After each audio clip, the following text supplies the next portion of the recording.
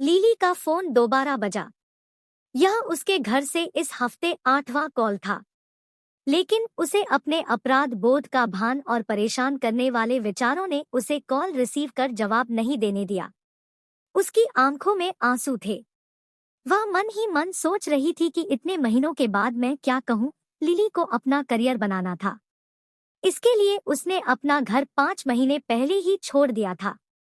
जब वह अपनों को छोड़कर शहर के लिए ऐसे गई मानो जैसे कोई पक्षी पिंजरे से छूटकर आकाश के में उड़ान भरने निकली है। अपने छोटे शहर की जिंदगी को वह पीछे छोड़ चुकी थी। वह मेगासिटी की चमकधमक में खो जाने को तैयार थी। मेगासिटी में लिली के पहले कुछ हफ्ते एक रोमांच की तरह रहे। नए दोस्त व रिश्तेदार बनाना, नए स्थानों पर घूमना फिरना आदि। इतनी आजादी का एहसास उसे इससे पहले कभी महसूस नहीं हुआ था। नए जीवन की शुरुआत करने की सोच उसके भीतर इस कदर हावी हो चुका था कि इस चाहत में उसने अपने पुराने जीवन से पूरी तरह से खुद को किनारा कर लिया था। इस चाहत में उसे अपने परिवार को अपने मन से दूर धकेल दिया था। मगर जैसे जैसे समय गुजरने लगा उसके नए शहर में नए जीवन का आकर्षण कम होने लगा था। उसे अपने जीवन में घर का मोल है, इस बात का एहसास होने लगा था। उसके मन में परिवार में शामिल होने की खुशी, प्यार और देखभाल की भावना की इच्छा हिचकोले मारने लगे थे। वह अपने घर परिवार के लिए तड़पने लगी थी। लेकिन उसे यह समझ नहीं आ रहा था कि इतने महीनों की फोन कॉल और घर के लोगों से भावनात्मक दूरी के बाद आखिर करे तो क्या करे। वह इसी उधेड़बुन में पड़ी हुई थी।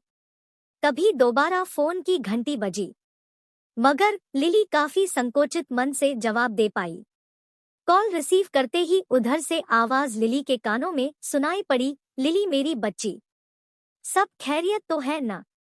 तुम हम लोगों का फोन क्यों नहीं उठा रही थी? हम सभी लोग काफी परेशान हो रहे थे। जब उसने अपने पिता की आवाज सुनी तो उसे दिलासा हुआ। वह अपने पूरे परिवार के साथ रहने के लिए तरस रही थी, जो उससे बेइंतहा प्यार करते थे। भले ही वह कहीं भी क्यों न रहे या उसने कुछ क्यों न कर दिया हो, हर स्थिति में वह घर की लाडली थी।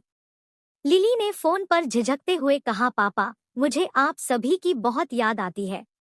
क्या मैं कुछ दिनों के लिए घर आ सकती हूँ?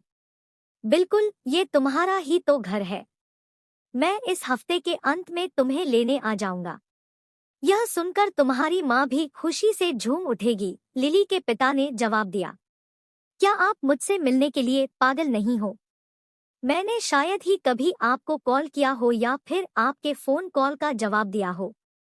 मैंने आपसे हमेशा बहाना बनाकर बोल देती थी कि मैं व्यस्त हूँ, जबकि मैं खाली रहती थी। मुझे बहुत खराब लग रहा है, लिली ने अपने पापा से कहा। ऐसा मत सोचो, हम आपसे खफा नहीं हैं, बल्कि हम सभी को आप पर गर्व है, क्योंकि हर माता पिता अपने बच्चों के लिए यही करते हैं, लिली के पिता ने जवाब दिया।